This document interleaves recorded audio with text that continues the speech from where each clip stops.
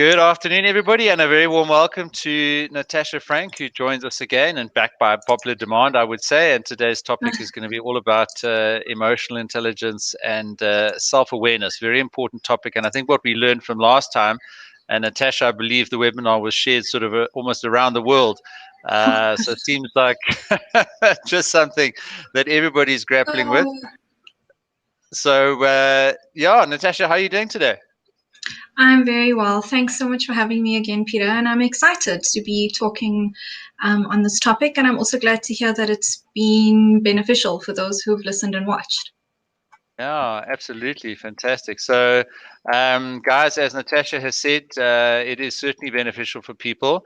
And we're talking emotional intelligence and self-awareness today. So please do just let us know what exactly, you're thinking about in terms of these topics today, and specifically how you'd apply that to how you want to be successful, how you want to change your life, how you want to, whether it's get a job, finish your degree, just relate better to people around you, manage your relationships, be more stable and stress relieved in your own life. I guess sometimes that's, the simple result, Natasha, that, that people are looking for. So, Natasha, I mean, you've got some wonderful slides, and I think it's, we must just get into it and just start getting the discussion going. I know we're going to have a bit of an exercise just now where people can contribute in and tell us how they're feeling, and then you're going to do a bit of an on-the-spot analysis of that and give everybody some real and tangible tips to help increase their level of emotional intelligence. But guys, please do just let us know in the chat how you're doing, where you're coming from, and what specific questions you have from Natasha. Natasha is a registered psychometrist, career coach, and expert in emotional intelligence. So you really are privileged to have her here for an hour and make her time available. So Natasha, over to you. And I mean, let's just dive right in, tee this topic up for us. I think we dealt with emotional intelligence in sort of broader terms last time. And we said, okay, let's have a couple subsequent sessions to go into a little bit more detail. And in that context, give us then a sense of what people can expect, if they stick around for today's Learning Your Lunchtime Hours webinar. So I think exactly that, Peter. When I, reflected a little bit more on the webinar that we did 2 weeks ago, and I thought through some of the conversation that was had and the questions that was coming through on the chat, I was reminded very quickly of just how vast this particular topic is. And I mean, we touched on a couple of different things because there are links of emotional intelligence to aspects of mental health, physical health. We had some questions pertaining to motivation. And I think, yes, the topic is really broad, but for the purposes of today, and I think also just to make it so tangible, and what's really important about emotional intelligence is focusing on the self, because it is important to start with the self before we can then look at our interactions with others. We need to be able to manage our own emotions before we can even begin to really grapple and empathize and try to understand the emotions of others. So yeah, today is really just all about looking inwardly, some introspection, and getting more in touch and connecting with our own emotions. Brilliant, Natasha. I think I need a lot of that. I'm looking forward to a week's leave next week.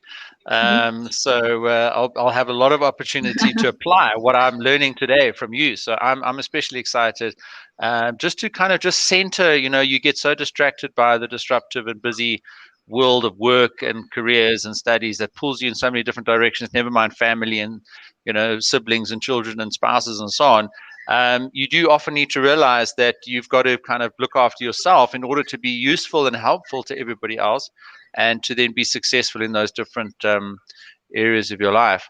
All right. So, Natasha, I'm just going to stick our slides up there, and I've asked everybody to pop any questions in the chat. It looks like we've got a decent group this morning, which is absolutely fantastic. So why don't we just get into it then this morning and take us through what you've got prepared for us? Okay, fantastic. So I think, also just recapping on some of the discussion from 2 weeks back, I know we looked at emotional intelligence as a contributor to, success, being able to achieve some of our personal and professional goals.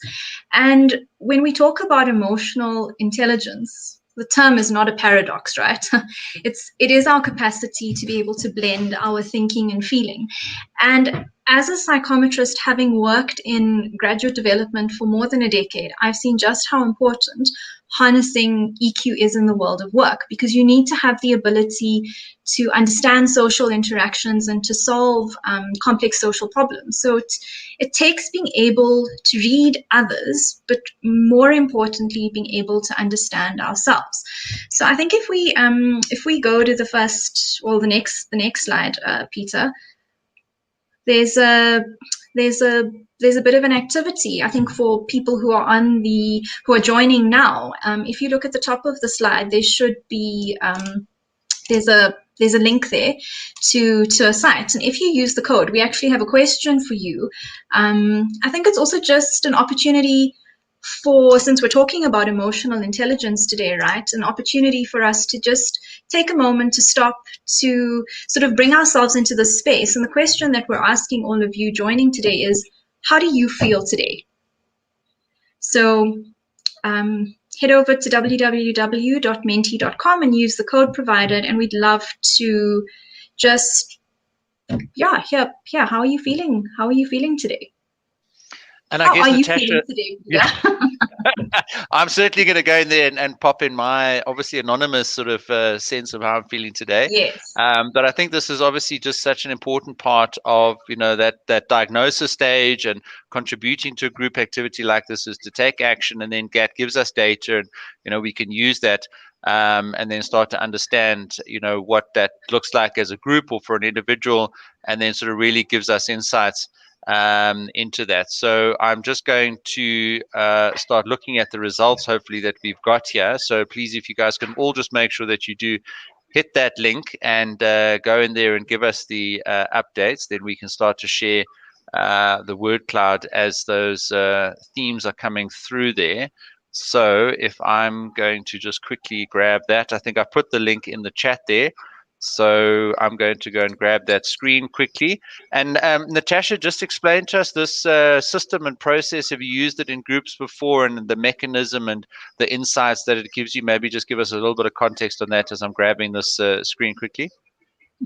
Yeah, so I mean, I've definitely sort of used this mechanism before for various things. Sometimes some voting, live polls, word clouds are really great. But I think in this world of virtual and online webinars, it just offers an opportunity for us to connect in another way, for us to be able to interact.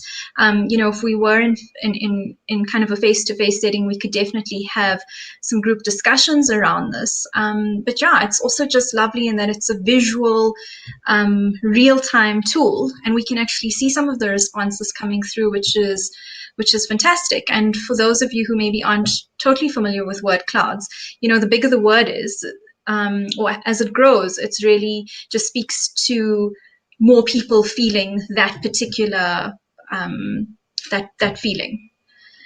And it's lovely to actually, fantastic. Go for it, Peter. Wonderful tool, Natasha. And I mean, as you were saying there, I'm just seeing anxious in the middle there is quite large. So that sort of indicates that we've got consistently more people putting that word in there, although it looks like it's getting a little bit smaller as people are, putting their words in as well. So really great to see people taking action and contributing to this activity. But Natasha, perhaps you want to have a look at this word cloud now and give us your expert sort of insights.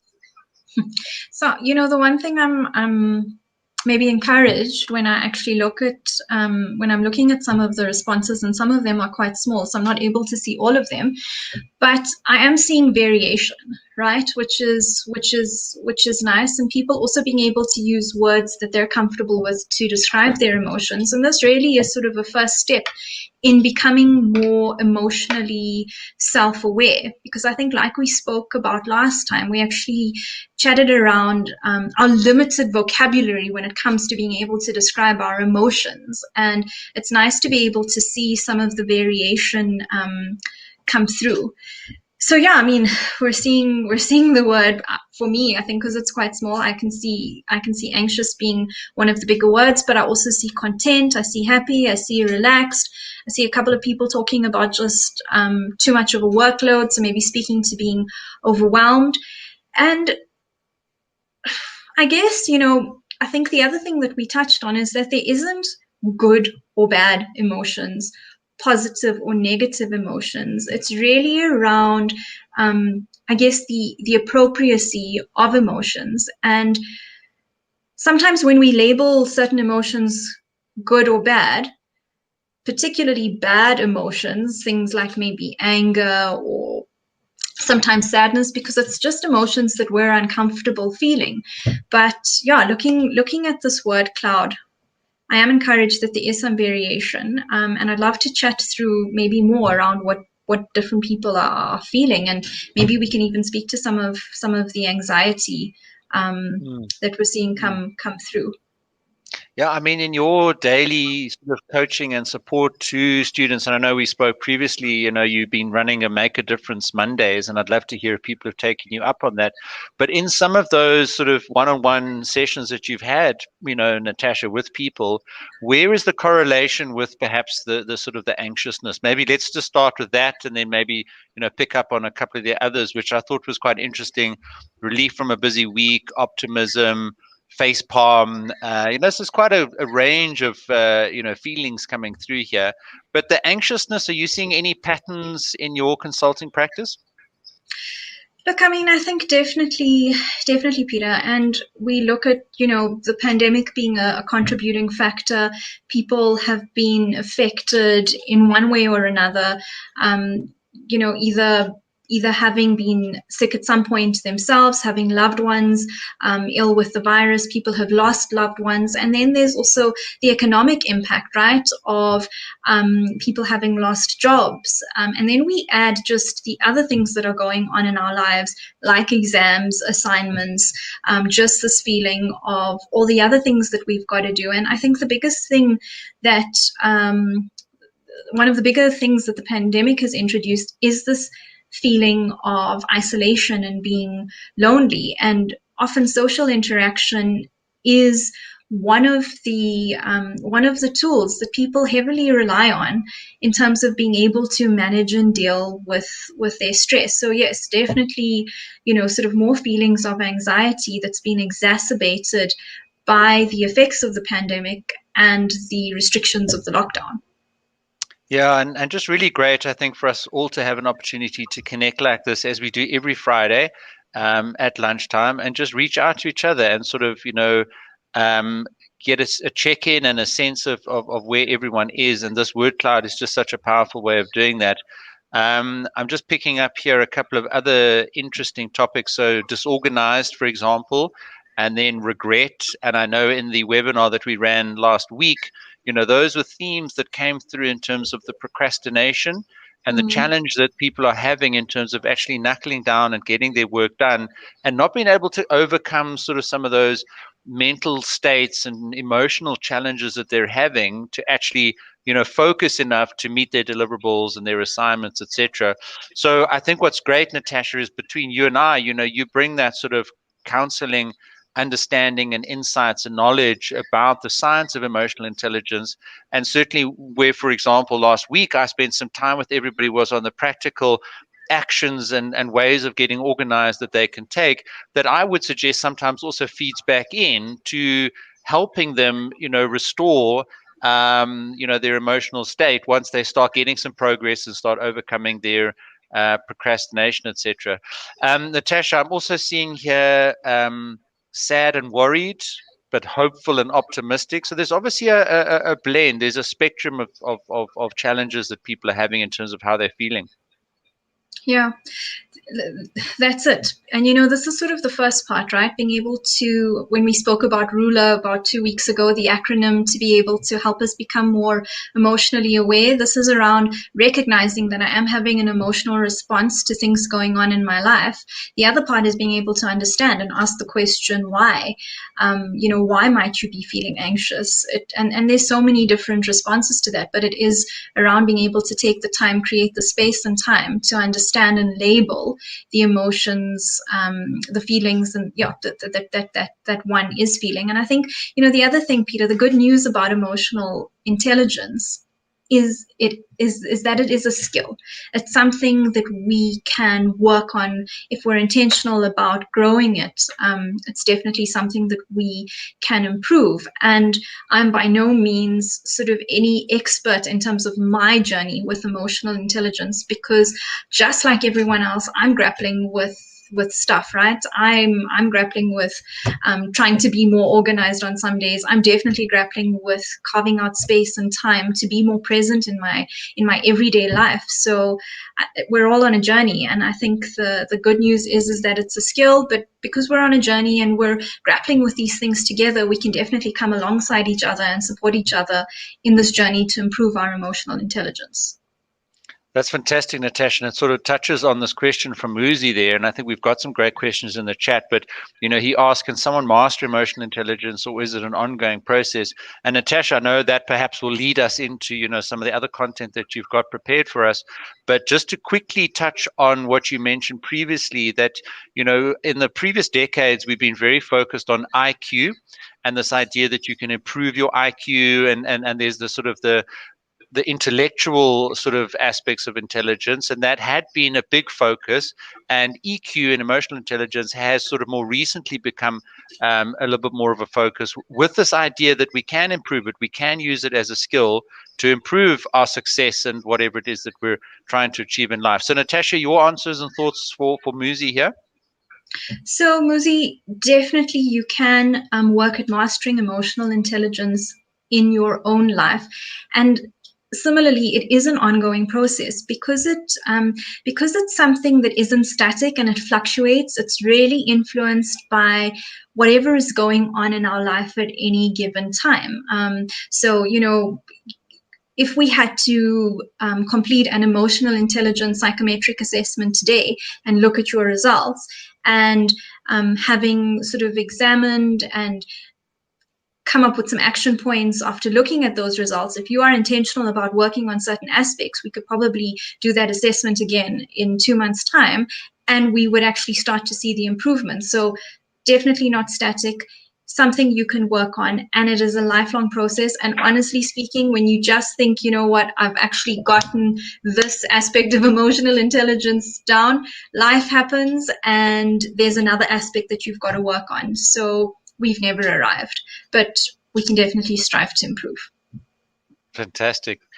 Okay, great. Natasha, so yeah, let's keep going, and let's just talk about the link then. I mean, as we've got up there on the screen, your thoughts now as we get into, this fantastic topic of emotional intelligence as applied to this very important idea of self-awareness. So we've looked at the word cloud, we've got a sense of the group, and I think everybody's had a chance to, put their feelings into that tool. And even just the act of typing that in, just really helps them actualize what it is that they're feeling. And I guess that's a first small step on the process of emotional intelligence. So now, Natasha, take us into, the insights that you've got prepared for us today in terms of the link between these different aspects. Okay. So, I think when we chatted 2 weeks ago, some of these concepts and questions actually came up, and it got me thinking, right, that there's definitely a link between emotional intelligence and some of these things, well, all of these things actually listed on this particular slide. So one of the things that I wanted to maybe clarify, right, is emotions and feelings. The term emotions and feelings are often used interchangeably, but they really aren't the same thing. So I very quickly wanted to make a distinction between emotions, feelings, and mood. So emotions are actually chemicals chemicals that our brain releases in response to a specific trigger. And this happens really quickly, right? So it takes our brain about a quarter of a second to identify the trigger, and about another quarter of a second to produce the chemicals that are then released into our brain and into the rest of our body. And when we talk about a trigger, this trigger could be anything, right? So you could be going for a walk, and maybe like 20 meters ahead of you, you see a stick. And for you, that could be a trigger. Perhaps you think, hey, maybe it's a snake, and your brain makes that connection and it releases these chemicals potentially associated to fear because you're afraid of snakes. Somebody else could actually see a stick as they're walking walking ahead and they go, hey, well, that's actually quite a cool stick I could pick up, and my dog loves to play fetch. So a different kind of trigger and a different response. So again, emotions are just chemicals that our brain releases in response to triggers that we process through our senses, typically our eyes or our ears. Now, feelings are the meaning that we assign to those triggers. So it's the meaning that our brain actually gives an emotion. So feelings are actually more cognitively saturated as we integrate that emotional information into our brain and into our bodies. And feelings are sparked by emotions, but they're colored by our thoughts, our memories, things that we see, things that we hear, and they've actually become subconsciously linked to a particular emotion. So, you know, it's really interesting, right? You may smell something and you'll remember perhaps something from your childhood, or you'll hear a song and you'll remember a time in your past. These are sort of those feelings that have been encoded into our emotional memory. So this is sort of why I say that feelings are sparked by emotions, but they're colored by our memories and our thoughts and our very unique individual experiences. So when we talk about mood is something that's more generalized because it's actually a mix of our feelings and emotions. They're not tied to a specific event, and they're influenced by several different factors. Our mood's influenced by our environment, the weather, our physiology, our nutrition. It's also influenced by our mental state, so the current set of circumstances or events that we choose to focus on. So that's just a bit of a distinction around feelings, emotions, and mood. And I see there's a question here. Nombolelo. Do you want to read that out for us, Natasha, just in case people are listening on the podcast? And just while Natasha was talking about going for a walk, it triggered a reminder to me that we have a wonderful student success coach podcast. And if you do like to go for a walk and listen to podcasts, you can stick your earphones in there and listen to inspiring stories of other successful students on the podcast. And I'll put the link into the chat there just now. But Natasha, do you want to read that question out there, and just in case anybody is listening to this today, so that they've got that, and then you want to go into a bit of an answer for Nombolelo. Yeah. So how does one regulate their uncomfortable emotions, anger, sadness, anxiety, etc., in the workplace and in relationships, as opposed to suppressing them? Right. So I guess, you know, one of the things that I should mention is that, so we have our emotion, which is this chemical, and then we've got our feeling, which is an assigned meaning. And the thing I also want to make clear is that our feelings and our emotions are actually just information, right? If we think about it in this context, it's information that our brain is giving us. It's not always permission to act. Just because we feel something, it doesn't necessarily mean that it's just, you know, it's permission to do whatever we want with that feeling. But in the same breath, and I think we spoke about this before, right? It's also not healthy to suppress those emotions. And part of becoming more emotionally intelligent is firstly having the awareness to be able to understand what is this emotion that I'm feeling and why am I feeling this emotion. And when we start to ask some of those questions, we're then actually moving into a space of logical reasoning, because we're trying to work out what is actually going on for me and what is the appropriate course of action in this particular circumstance, right? And anger for you, or sadness, or whatever the case might be, in that particular situation may be uncomfortable, but it doesn't mean that anger in every situation is uncomfortable, because in the right situation, at the right time, under the right circumstances, anger could actually be an appropriate response to a particular event.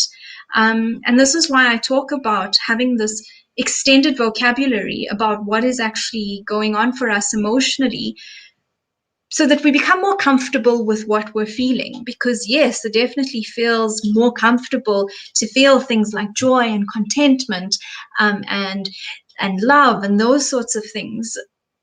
But it is growing more comfortable with the so-called uncomfortable feelings, and crafting what is the appropriate response in that situation.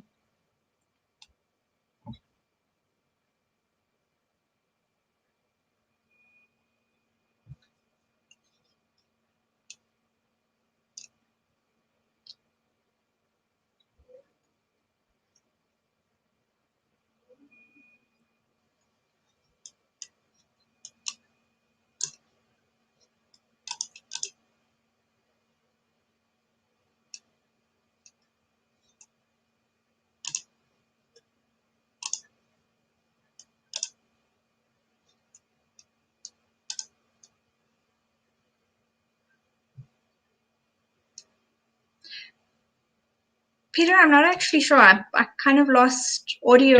I'm here. I'm here. There we Apologies. go. Got you loud and clear.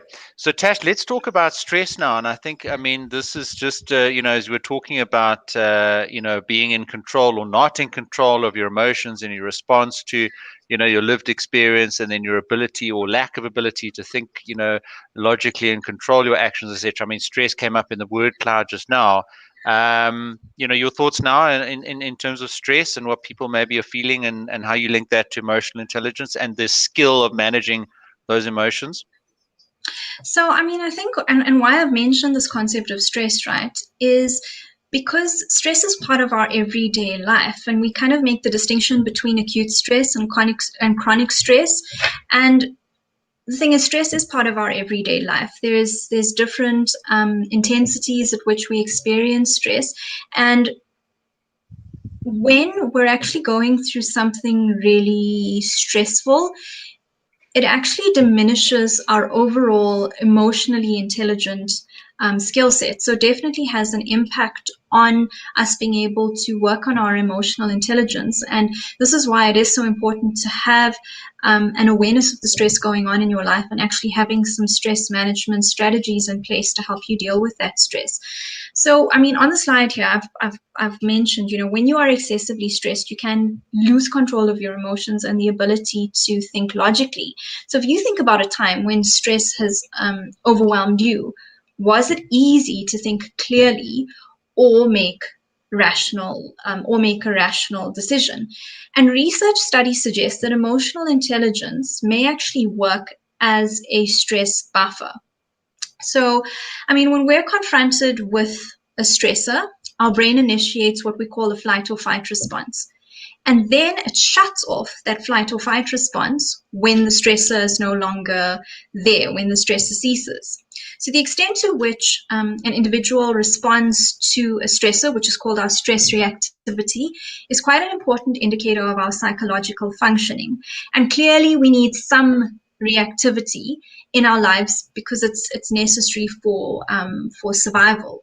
However, though, when there's sort of hyperreactivity to stress, that's actually when it becomes detrimental very quickly. And we kind of talk about this ability of people being able to bounce back and quickly recover from stress, and that sort of is, in terms of emotional intelligence, that's definitely more adaptive to being able to limit sort of unnecessary exposure to the detrimental effects of this flight or fight response. So there's this picture of a dog up on the screen, right? And I wanted to share a little bit of a story. So this animal, for a long time, was actually my arch enemy. So we'd actually known each other for a number of years, and for the most part stayed out of each other's way until a Saturday morning when my husband and I went for a run. And as I was circling back home, my husband was about 100 meters ahead of me. Someone had pulled up in front of our neighbor's driveway, and they naturally opened up their remote control gate to let the visitor in, but not realizing that the dog had gotten out. So I'm sure you could imagine where I'm going with this in terms of my story. This dog came out and was charging at me.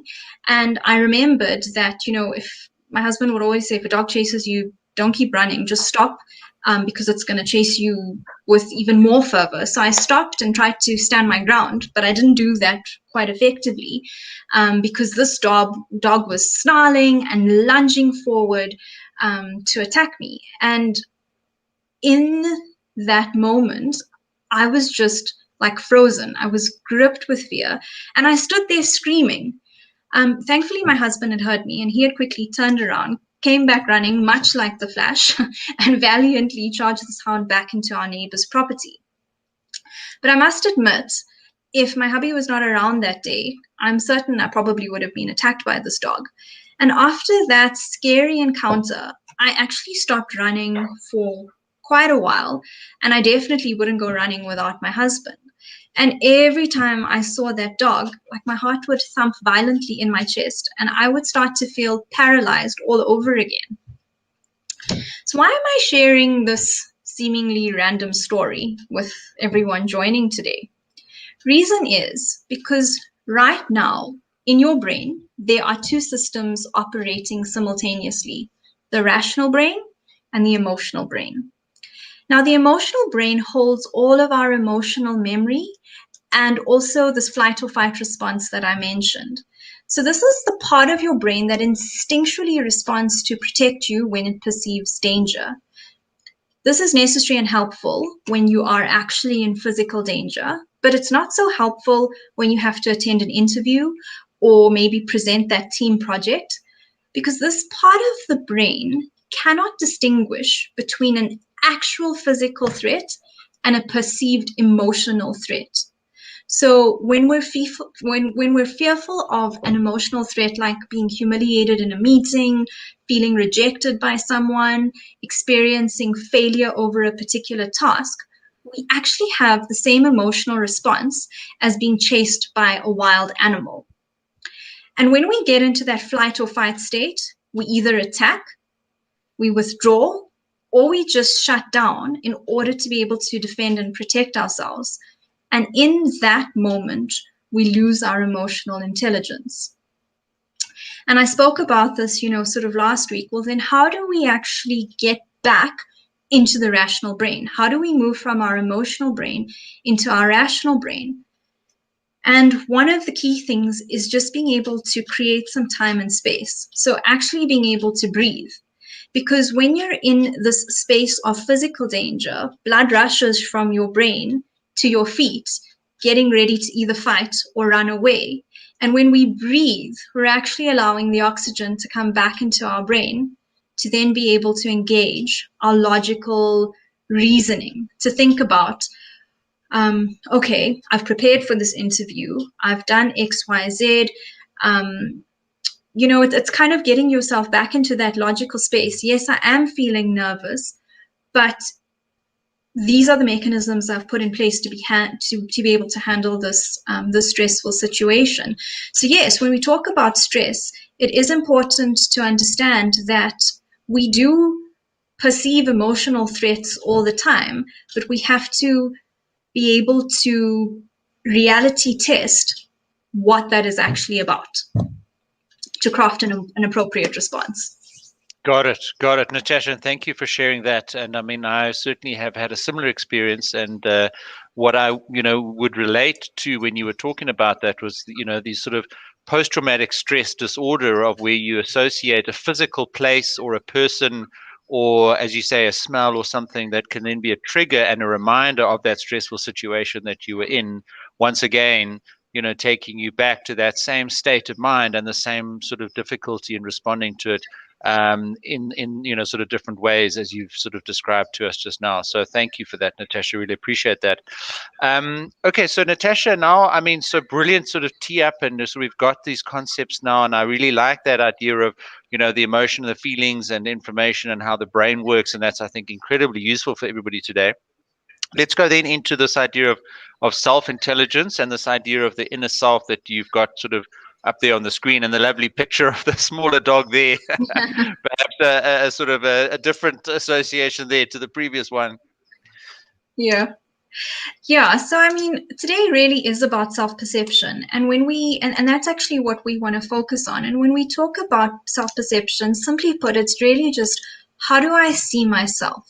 Right. And this definition sort of speaks to being more in touch with your inner self, how good you feel about yourself. So knowing yourself, liking yourself, and having a sense of what you're actually doing in life. And we'll tackle each of these aspects. So when we talk about emotional self-awareness, this realm of self-perception encompasses emotional self-awareness. And success in this particular area means that you are aware of your feelings, you feel strong, and you have confidence in pursuing your life goals. And emotional self-awareness is the first pillar of emotional intelligence. It's really that foundation that we build everything on when it comes to emotional intelligence.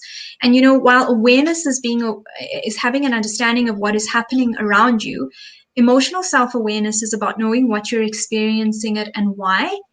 And I also want to say that the goal of emotional self-awareness is not about overly analyzing your emotions, but it's just about being conscious about what you're feeling and why you're feeling that way. So yeah, I mean, like it was just sort of a humorous picture, this dog looks at the shadow and he goes like, "Oh, I'm Batman." But the sense of self-perception is having an accurate and realistic view of who we are. Okay, brilliant, Natasha. So just we're sort of halfway through, got sort of 20 minutes left, and Theo is just saying this lecture has won our hearts. So wow, I think just we do touch on some wonderful topics every Friday at lunchtime, and I'm always just so thrilled to get feedback like this. And I've put Natasha's details into the chat, so you can hop on her website and find out more about what she offers, and invest in some consulting with Natasha, and see the benefits of that improvement in your life as it relates to studies or your career. And previously we've gone into a little bit more detail around what Natasha does provide, but all the information is available on her website.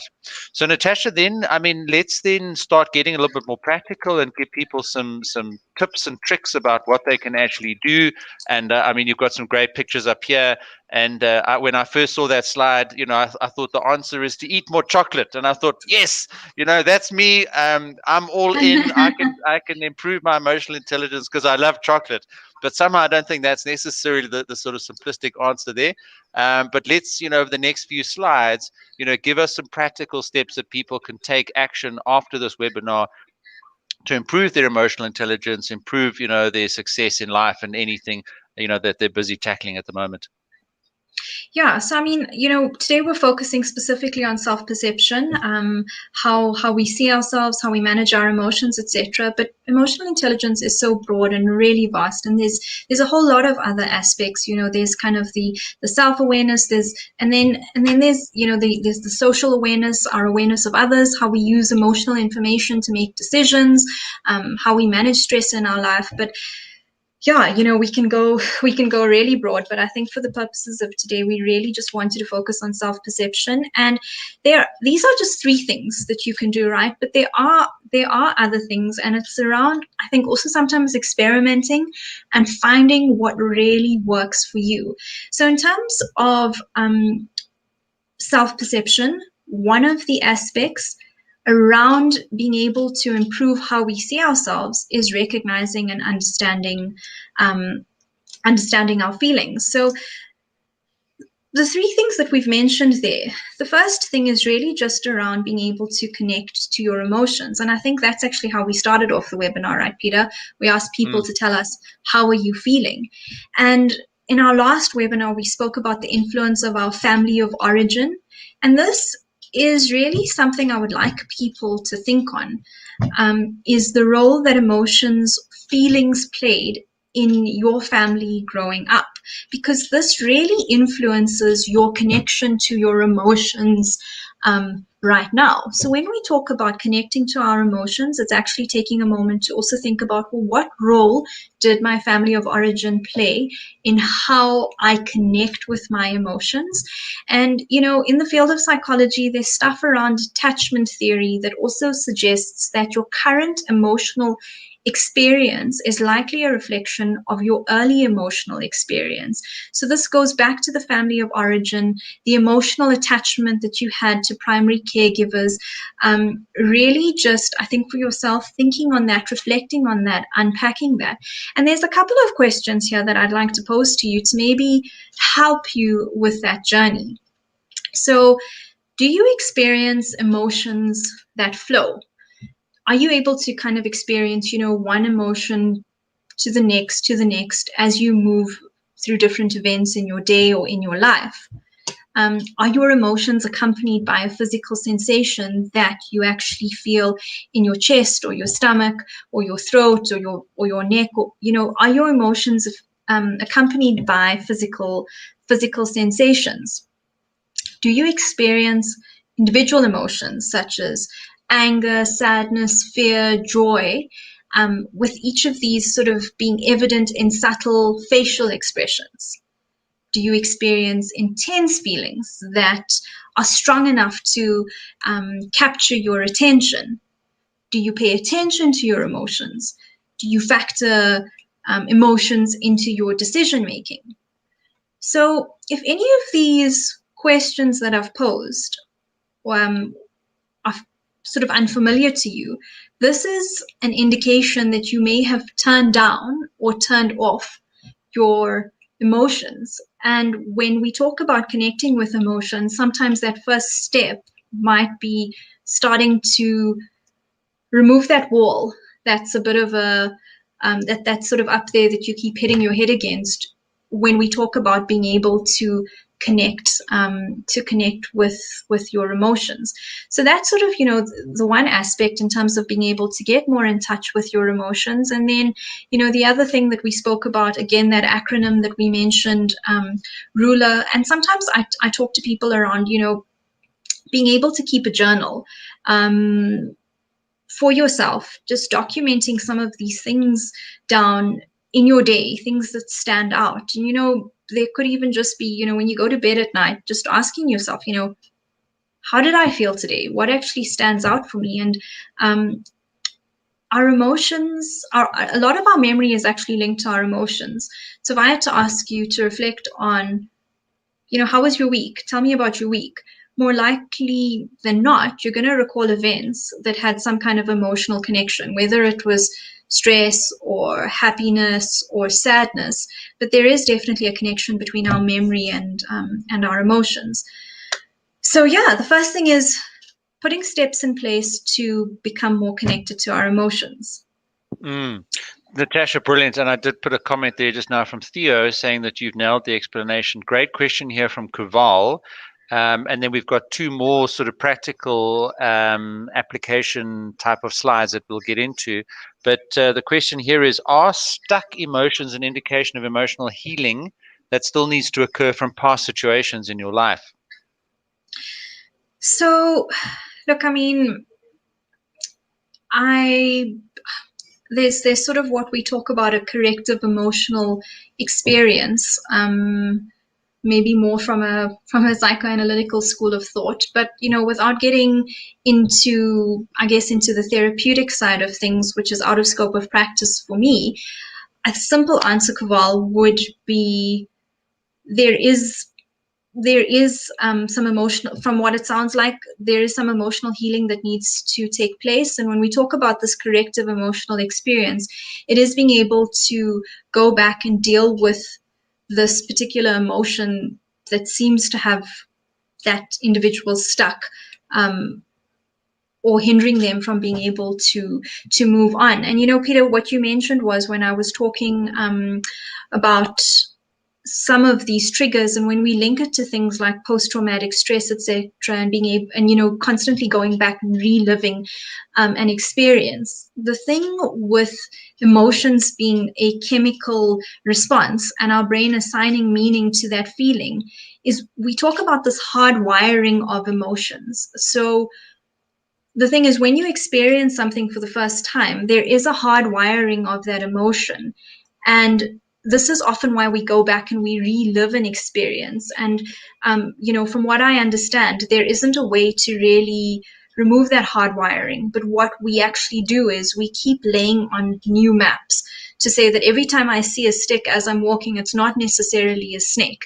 It is constantly layering on new maps so that even if I have that instinctual response, I can tap into the logical part of my brain to introduce some reality testing to get to the right answer.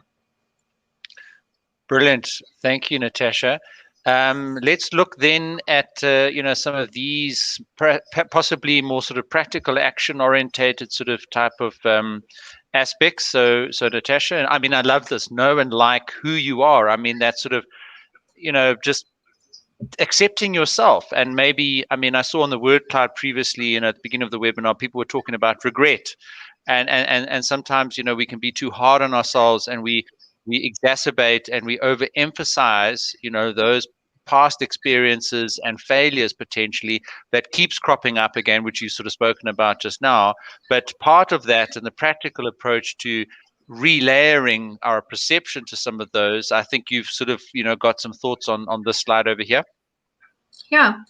So Emotional self-awareness is definitely one of the building blocks of emotional intelligence. But when we talk about emotional intelligence more broadly, there is this concept of harmony and balance, right? Because like I said, emotional self-awareness, the goal of it is not to be overly analyzing our emotions. And because this field of emotional intelligence is relatively new in comparison to other psychological constructs like cognitive intelligence and personality, because emotional intelligence is quite a young field of study. And I think in the 90s, when the concept was introduced, there was a lot of unbridled fervor, and we're still researching the field, and there's a lot of new research coming up. And I think, just coming back to what you've spoken about here, Peter, emotional self-awareness, there's definitely a place for it, but it's got to be held in balance with emotional regulation and social awareness, and all of these things work together. So we can't only pay attention to one aspect.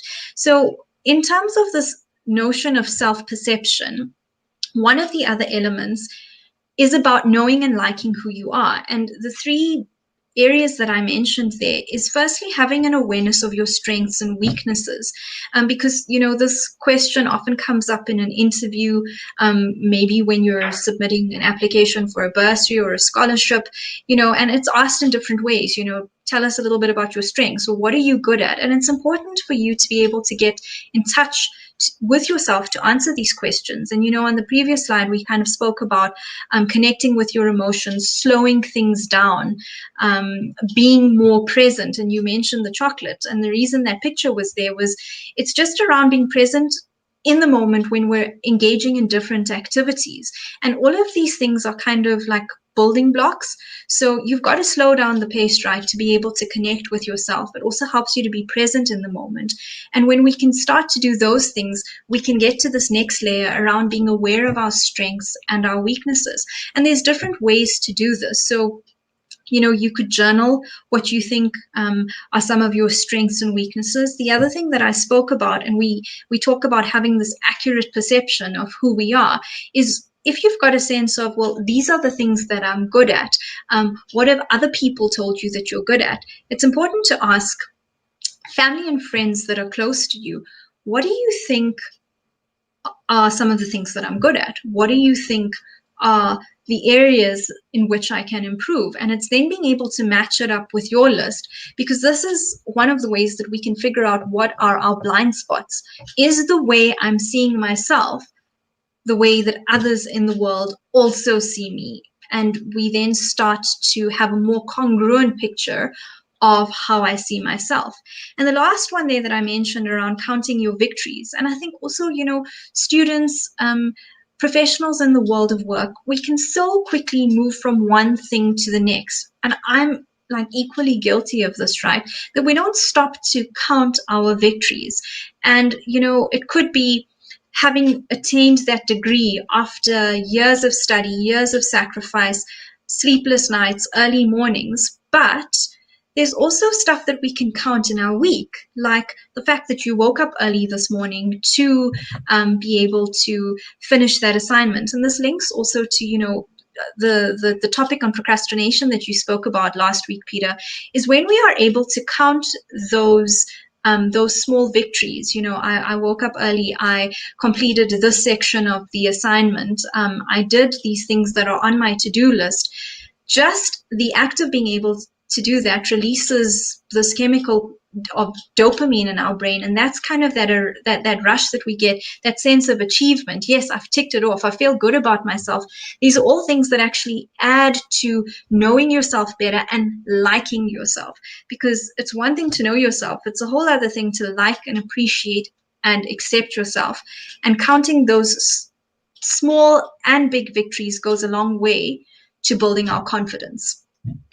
Love it, Natasha. Thank you so much. And I'm sure there's a lot of psychoanalytical research that went into Facebook's like button because I mean that release of dopamine is heavily associated with social media, and perhaps there's some sort of negative aspects of that. And we certainly don't advocate for social media, as a distraction. And we spoke about that previously with regards to procrastination, but used in the right ways, and something that we spoke about last time as well, and something that people can perhaps join our Facebook group and put into action in terms of what Natasha was talking about here, was to share your victories and share your success, like Ramona has done.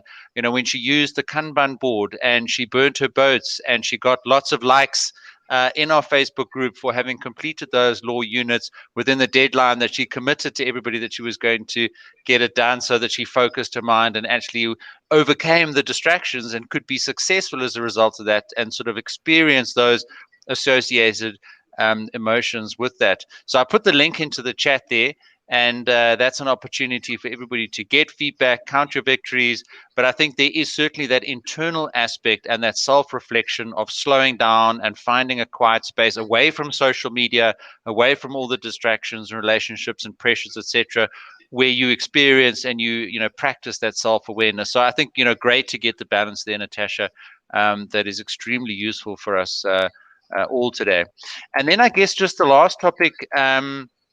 Also fantastic, really sort of action orientated ideas here that people can take, Natasha. So, sort of as we start wrapping up today, what do you suggest, perhaps even as people finish this webinar, it's a lovely sunny Friday afternoon. People are looking ahead to the weekend. There are those aspects that came through in the word cloud. Just sort of, lead us on as people, exit this webinar, and how can they take what they've learned today and then, derive fulfillment from these practical sort of actions that you've got up here on the screen. Yeah, so I mean, like I said, Peter, all of these build on each other, and you need to be able to do the slowing down before you can have an appreciation of who you are. And this piece around being able to enjoy what you do and derive fulfillment from the things that you do. I remember 2 weeks back somebody had asked around, how do I stay motivated to my studies while I'm working full time? And this kind of speaks to a couple of things, right? So first thing around being able to get clear on your passions is quite linked to our motivation and us being able to set goals. And again, this is so high level, and I think each of these aspects could probably we could have a whole webinar on each of these aspects alone, right? But there's a couple of questions that I would like to ask. If you're going like, I'm not even sure what my passion is, these are some of the things, right? If I had to ask you these questions, it might give you an indication of, is this a passion for me or not?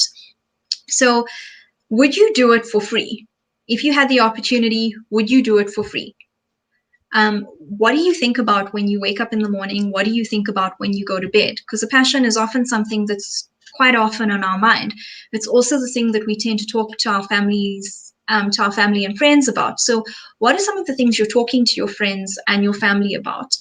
And another component of whether something's a passion for you is when you are doing this particular activity, you actually just lose track of time.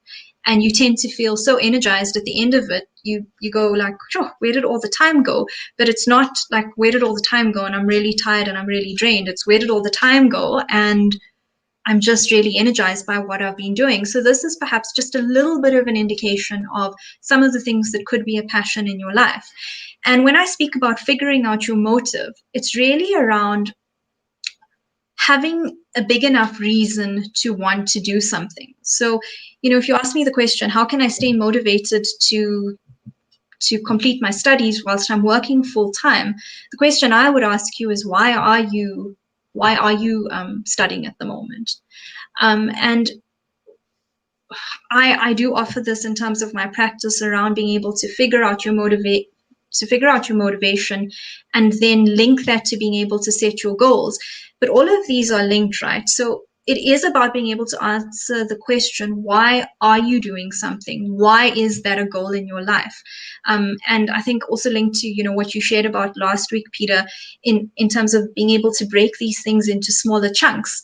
It is around having having a strong enough connection to why you're doing something. And in psychology, we kind of speak about being intrinsically motivated versus extrinsically motivated. And when we talk about emotional intelligence, it is about intrinsic motivation, doing something because it brings you internal satisfaction, versus being able to do something because of an external reward. So I'm doing this because I get a salary at the end of the month. I'm doing this to make some extra money. I'm doing this because I like to be recognized, which isn't necessarily a bad thing. But when we talk about emotional intelligence and actually having the resilience to push through the setbacks that we face, we strive towards being intrinsically motivated to do something. And that is why I talk about having that big enough why. And lastly, writing down goals, right? It's great to know why you're doing something and to have a goal, but that action of actually taking that, writing it down somewhere, putting it up where you can see, whether it's creating a vision board. I like to have mine written down. I've got it in a book, and I keep it like I've got my goals written down in a book, and it goes everywhere with me. And I've actually thought about printing it and putting it in a photo frame on my desk, because it's just a reminder. It's that signpost that keeps you on track, and is also very linked to how you choose to spend your time. So yeah, that's in a nutshell, very quickly, going through these three aspects of figuring out, why you're doing what you're doing and gaining enjoyment and fulfillment from those activities.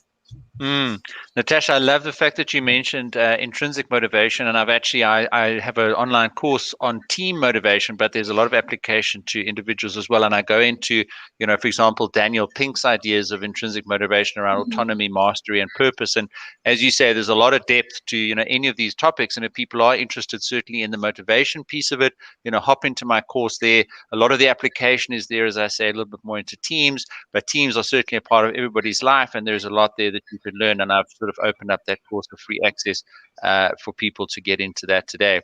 Natasha, I did just want to pick up on a couple of points and questions that people raised in the chat before we finish off today. And the first one was just this point here from Gianna around the book Bulletproof, Becoming Bulletproof, which I'm not aware of. You might have heard of it, but she does recommend it there for self-discovery and awareness. I don't know if you're aware of it, Natasha. No, but thank you so much for sharing, Jana. I'm definitely going to go and check it out. And then Boikanyo says, I always allow myself to feel, cry if I need to, but I find myself experiencing emotional difficulties from past memories more often than not. How do I deal with that? So I guess there's probably quite a bit of depth that one can go into, which we don't have time for now. But Natasha, just your thoughts about what she says at the beginning of this question here, allowing yourself and this sort of willingness to experience that without blocking it and being too hard on yourself, etc., which I think you did touch on in the discussion we've had today. Yeah, so I'm just reading this. I always allow myself to feel, cry if I need to. At the moment, you're going through some emotional difficulties. So, I think you're doing, in terms of giving yourself the time and the space to be able to experience what you're feeling is the first step. And I'm not sure of the events surrounding some of these past experiences. And I often say to people, if it is something that does require professional advice or psychological help, to be able to access the professionals that are able to offer you that.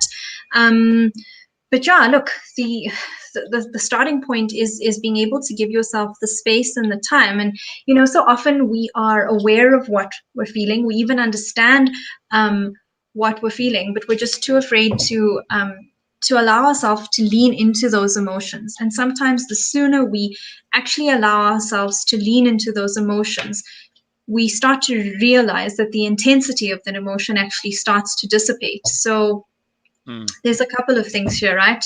Awareness, but then creating the time and space to allow yourself to just lean into that.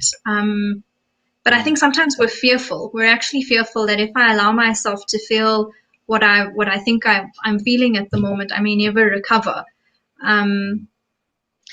So last question, Natasha. Rochelle just asks here, I currently had a meet with my supervisor. I had to control my emotions as to not lash out. I'm walking around with this feelings. Do I approach her? So this is going a little bit more into the practical application of, there's the situation, there's the emotion, there is a degree of control, but now the sort of resolution process of it, and specifically in a very relevant and common context a lot of people will be experiencing, which is with regards to your supervisors, which can sometimes be quite a tricky relationship to manage.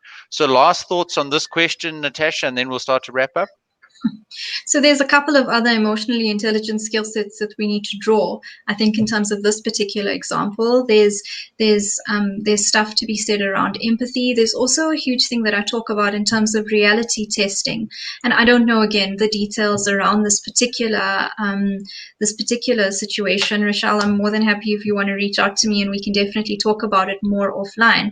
But there's kind of the interplay of empathy, interpersonal relationships, reality testing, and ultimately then making a decision as to how to be able to handle this. I'm glad that you were able to control your emotions in that situation, because I don't think lashing out may have been perhaps the most productive or useful expression of that emotion. But yeah, look, we've got to tap into a couple of other skill sets to be able to come to the appropriate course of action. Thanks, Natasha. I think we'll wrap it up for today. And just a reminder to everybody, including Rochelle, as Natasha has indicated, it would be worth to get into that in a little bit more detail. And Natasha does these Make a Difference Mondays where, if you need a free consultation, do hop onto a website and book one there. Obviously, only one per person, but perhaps, Rochelle, that's something that you want to think about there.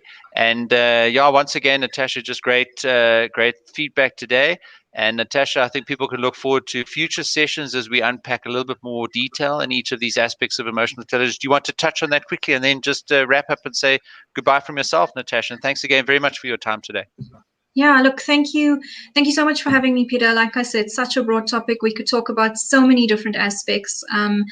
And yeah, I just hope that it's been beneficial. And if you have any questions, please feel free to reach out to me.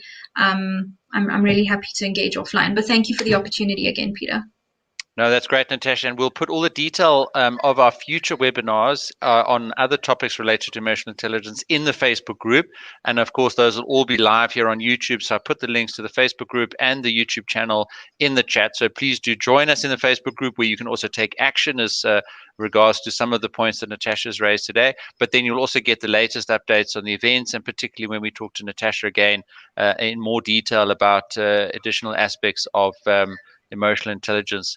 So Natasha, thanks very much. And Kuval, who we sort of had a little bit of a discussion around one of their questions earlier in the session, just indicating they're very grateful for the seminar. And Jade, who is certainly a regular in these sessions, thanks for joining us again today, Jade. Great topic. Thank you. We're going to have a few more of these, but we'll keep you updated in the Facebook group, as I mentioned. Natasha and everybody, have a super weekend. Put some of those things into practice, in the next couple of days, guys. Make sure that you go back on this recording, go through it, take the time. These are insights that will really make the difference for you in your career and your studies there. So from Muzi, fruitful webinars, worth our time. Thank you so much. Natasha, all the best. Chat to you soon. Bye-bye, everybody. Cheers, guys. Thanks, Peter.